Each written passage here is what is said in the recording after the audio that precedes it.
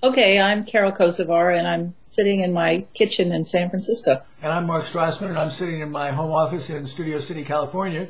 And I'm a reporter with Utopia News, and it's 11:27 a.m. on Thursday, the 22nd of March, 2012. And we're going to talk about our Children, Our Future initiative that's working to get itself on the ballot here in California. Welcome to Utopia News.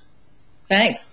Tell us what need this initiative that we're going to talk about is designed to address.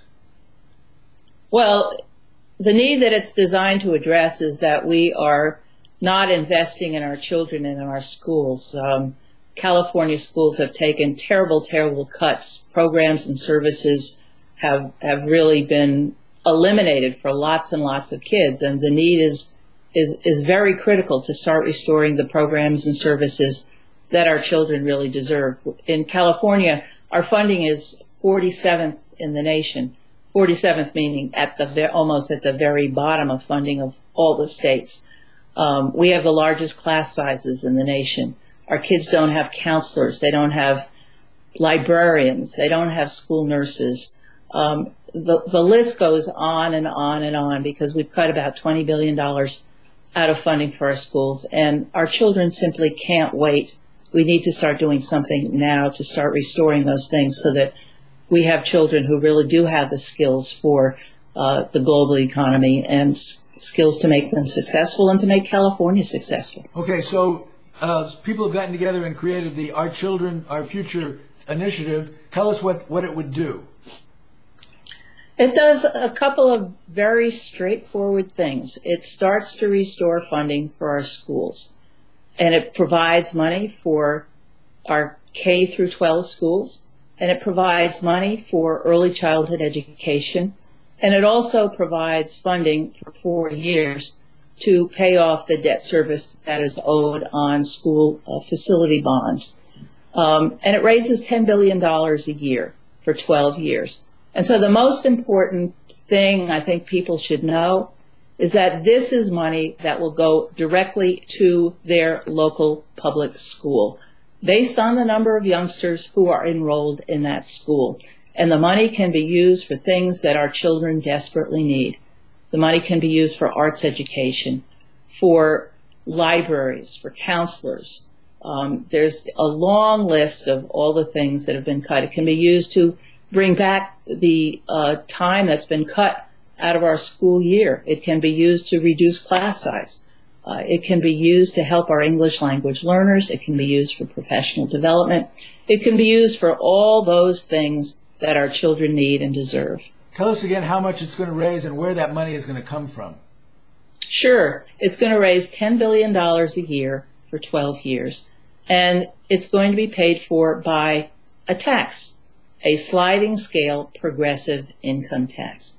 And at the very lowest end, people who earn the very lowest won't pay anything, but it kicks in at 0.4%. That's less than 1%, 0.4%. And then for those who can afford to pay the most, it raises the sliding scale income tax by 2.2%. And one of the things that I guess it's a philosophical discussion that people have to have in terms of funding our schools.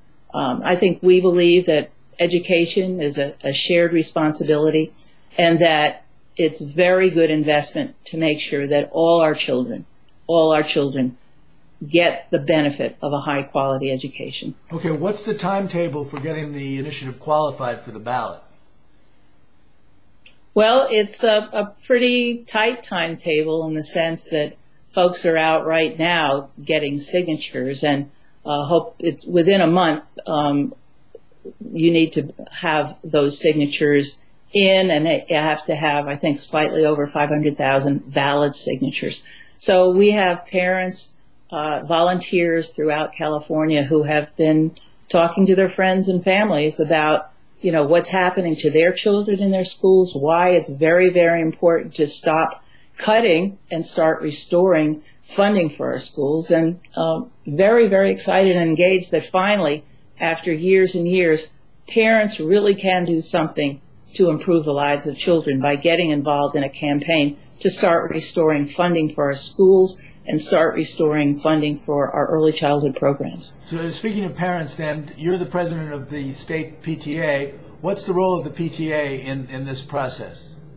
Well, the PTA has actually helped write some of what's in the initiative because we took surveys of what our parents thought was important, and we've taken surveys for a number of years, and overwhelmingly parents see those devastating cuts to our schools, and they tell us that adequate funding for our schools is their number one highest priority.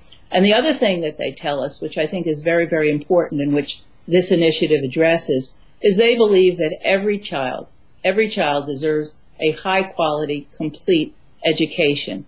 And the programs and services that are specifically listed in this initiative are listed because they help to restore a high quality, comprehensive education for every child. Where can people get more information about the initiative and the process by which it's being put on the ballot?